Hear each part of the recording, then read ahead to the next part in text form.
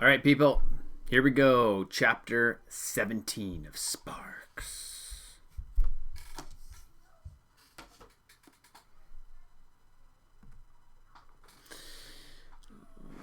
Let's move that over a little bit. There we go. All right, here we go.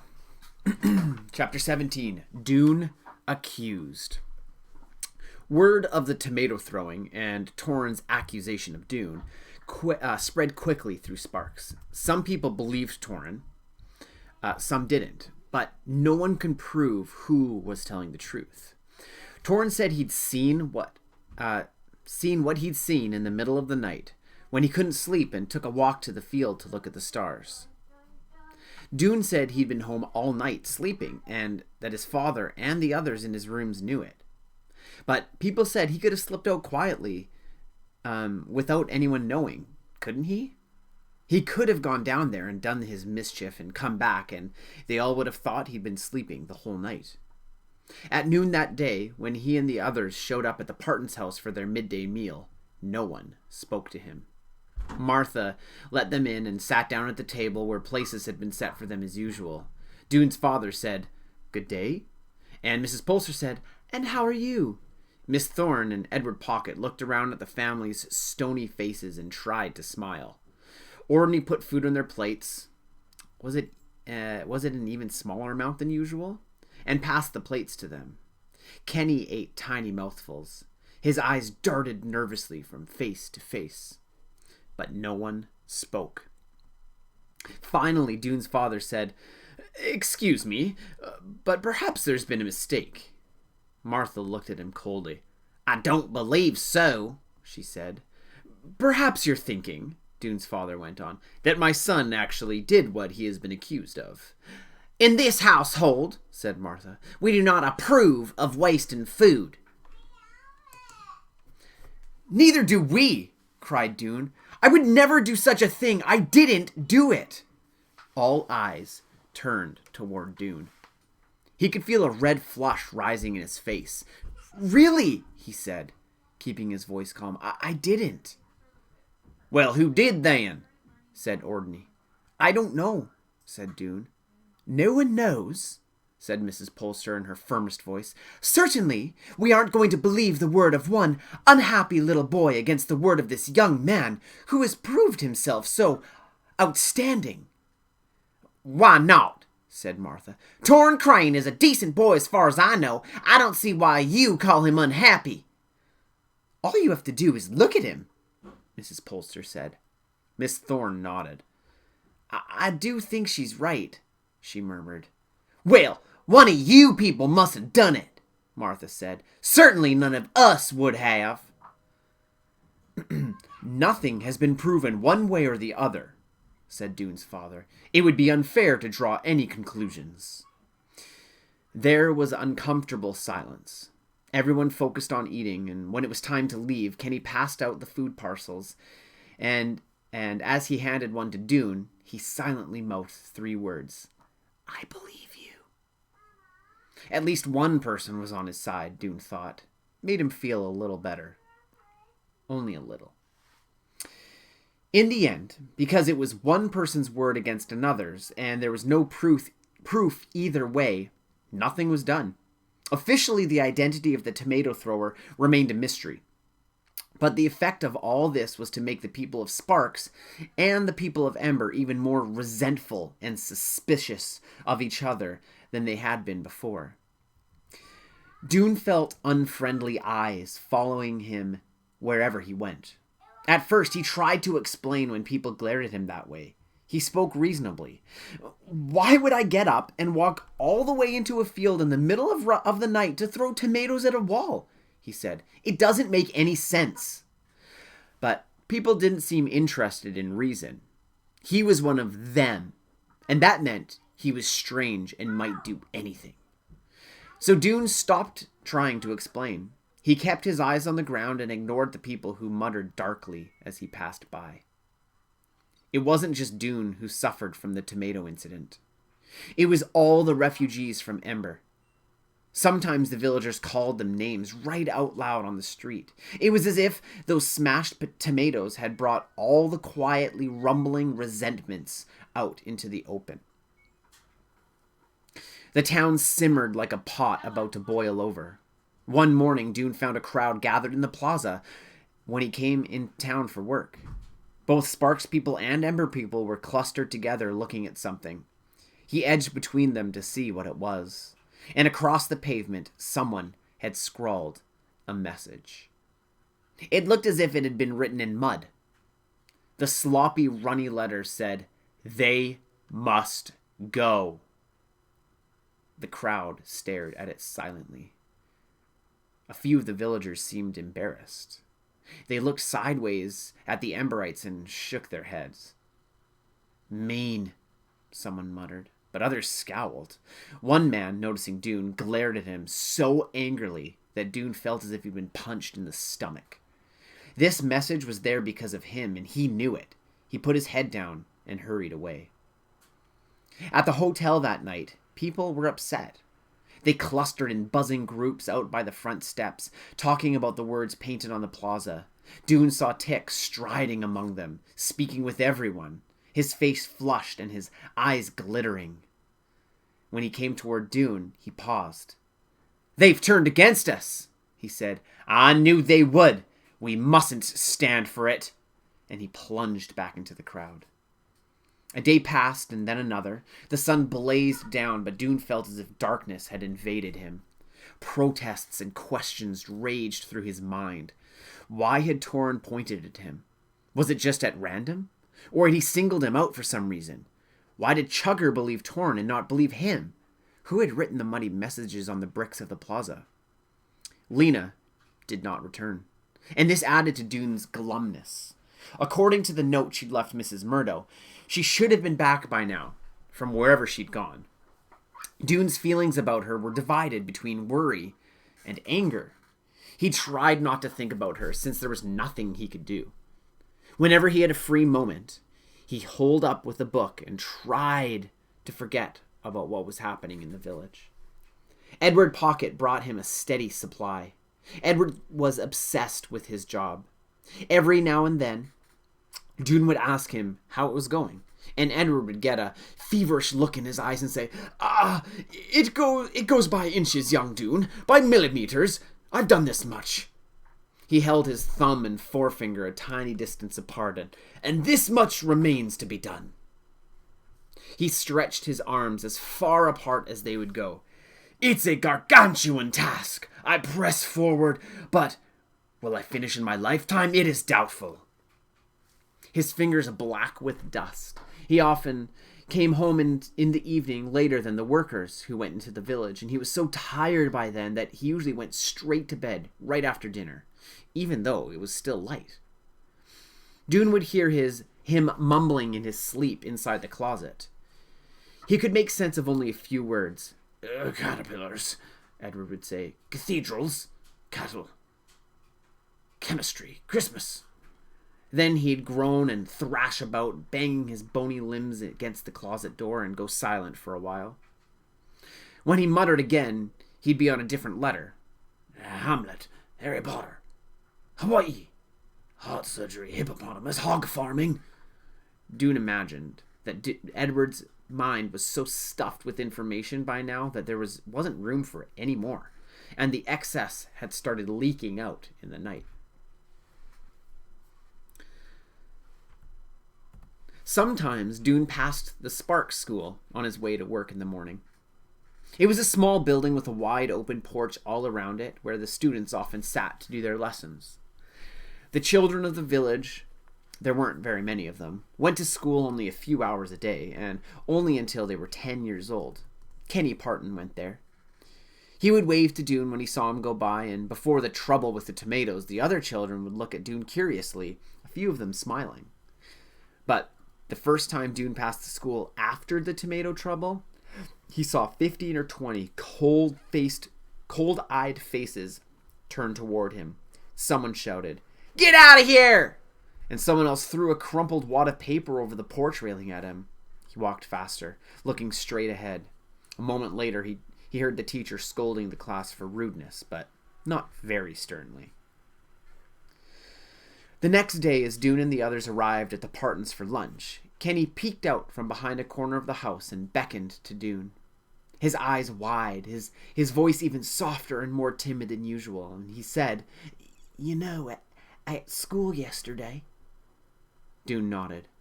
I was sorry they yelled at you," Kenny said. "They shouldn't. You didn't do it." "How do you know?" said Dune, who was feeling crabby just then at all the residents of Sparks. "Maybe I did." Kenny shook his head. "No," he said. I don't think so." "Why not?" said Dune. I can just tell," said Kenny. I can tell about people you wouldn't." He gave Dune a quick, shy smile. Dune was touched. Kenny looked like a timid little wisp, but there was something strong inside him. I wish you didn't have to leave," Kenny said. Dune smiled. "We'll be here for a few more months," he said. Then what?" "We go away and make our own town." "Where?" asked Kenny. Dune shrugged. I don't know. Out in those empty places somewhere." Kenny looked down at his feet. He stood for a minute in silence. Then he said, "That will be really hard. How will you get food?" "Grow it, I guess. Just the way you do here." "But you'll be leaving in the month of chillin'. That's the beginning of winter. You can't grow food in the winter," Kenny said, looking up at Dune with worried eyes. "Winter?" said Dune. "What's winter?" "You don't have winter where you came from?" Kenny's eyes grew very round. "You mean it's always summer there?" Dune was confused and slightly alarmed by Kenny's tone. "I don't know those words," he said. Kenny stared at Dune, his face blank with surprise.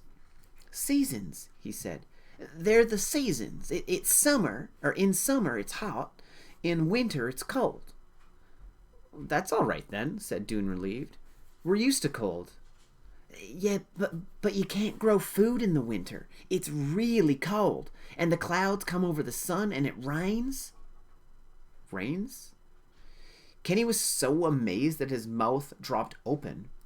He flung his arms up and wiggled his fingers like droplets sprinkling down.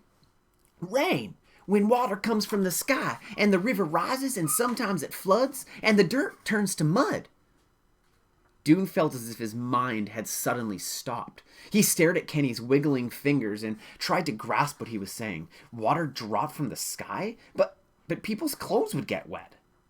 Everyone would have to stay inside, and if they couldn't grow food... "Wait," he said. "You mean the town leaders know it'll be winter when we leave? They know it will be cold and wet?" I guess so," Kenny said. He lowered his eyes and then looked up again. "Probably they mean to send food with you," he said, "to get you through the winter. That must be it." He gave a small, hopeful smile. "That must be it," he said again, and he darted away toward the front of the door and went into the house. Dune followed. His vision of the future, already shadowed by anxiety, had just grown several shades darker. One morning, a week or so later, as Dune came out of the door of room 215, he nearly bumped into Tick Hassler, who was running at full speed down the hall. "Something's happened!" Tick called to him. "What?" said Dune, breaking into a run himself to keep up with Tick. "I don't know," Tick said, "but I heard people out in front shouting." Tick must have jumped out of bed and not taken time to do anything but throw on his clothes, Dune thought. He hadn't combed his hair. He hadn't tied his shoes. He hadn't even washed his face. There were gray smudges on his neck and below his ear. In the usually well-groomed Tick, these were signs of serious alarm. Dune's heart beat faster. He took the stairs 3 at a time, crossed the lobby, and still following Tick, pushed through the open door. Outside, a crowd stood in the field, staring up at the hotel. Dune ran out to join them and turned around to see what they were seeing. Someone had scrawled words on the front of the Pioneer. Tremendous black letters, rough and scratchy as if written with burnt wood.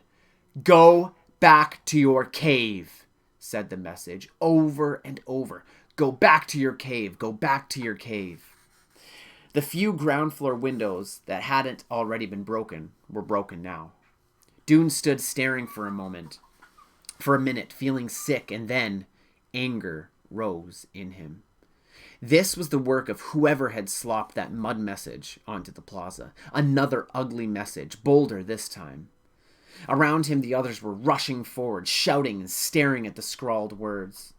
Some of them stood silent and glum, with arms folded or hands in pockets. Others shook their fists in the air and vowed revenge. Tick was more furious than anyone, but he didn't yell.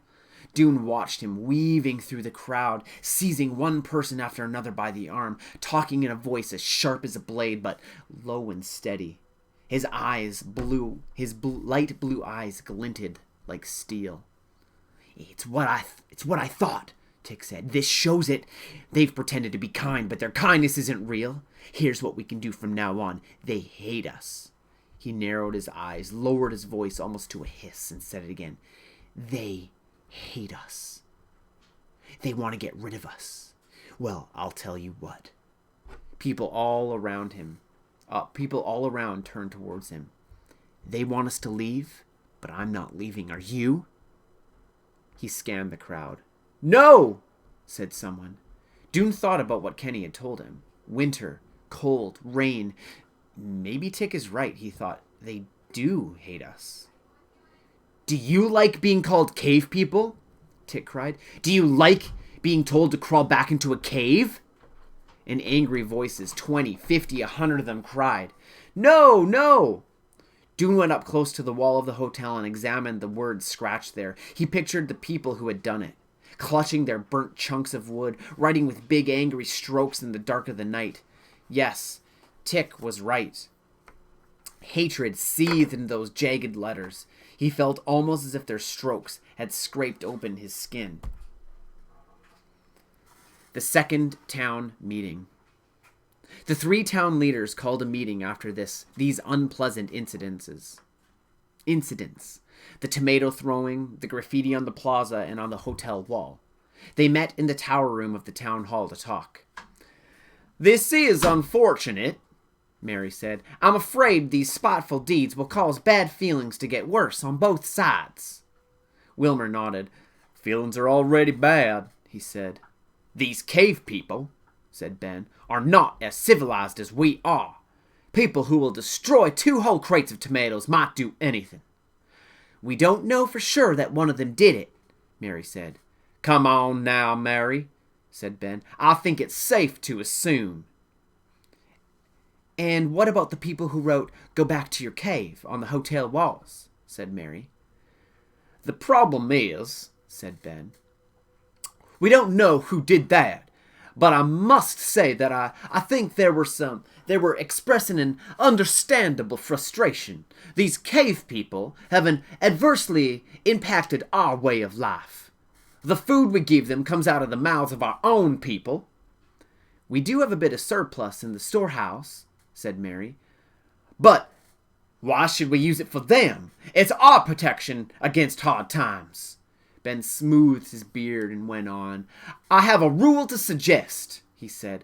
I think it would be best if the cave people didn't eat in the homes of families anymore. I think it's too hard on our families to have strangers eating with them every day. It would be better if the families simply hand them their food parcels when they arrive. They can eat somewhere else. Where? Said Mary. Ben waved a hand in the direction of the river. On the riverbank, he said, or at the edge of the field, or on the road. I don't really care where they eat, he said, as long as they don't intrude our households. Quite a few people have complained of the inconvenience, said Wilmer. The Parton family seems the most unhappy. That's because they have that evil boy, said Ben, the one who threw the tomatoes. We don't know that he's the one who threw them, said Mary. We are as sure as we need to be, said Ben, and so they voted. Should they make that rule? Mary voted no. Ben voted yes. Wilmer hesitated for several seconds, his eyes darting between Mary and Ben. Finally, he voted. Yes. I suppose this will make things better, said Wilmer. I'm sure it will, said Ben. We need to make it clear that this town belongs to us. This is our place. These people are only here because of our generosity. I think we have made it clear, said Mary. We went to all that trouble to make a flag and put it up on the town hall. No doubt that'll help, said Ben. Still, we must confidently reinforce the message. If they don't behave themselves, they can't expect to stay here even as long as 6 months. They've just begun to get used to things, said Mary. They're not ready to leave. That, said Ben, is not our problem. Ooh, the drama is building. The drama is building. The accusations against Dune, this town hall meeting with the vote. Very interesting. Alrighty, here are your questions for chapter 17. Number 1, you need to come up with 2 personal connections to this chapter and explain each of them. Explain why it's a personal connection, what happened, how you connected to it, what your story is. 2 personal connections. And then letter B, or number 2, is become one of the Sparks town leaders. What rules, regulations, solutions, or arguments would you discuss or recommend putting into place? You are becoming one of the town leaders, an added one. What would you recommend your town do? Remember, you're a Sparks person. What would you recommend be done with the Ember people?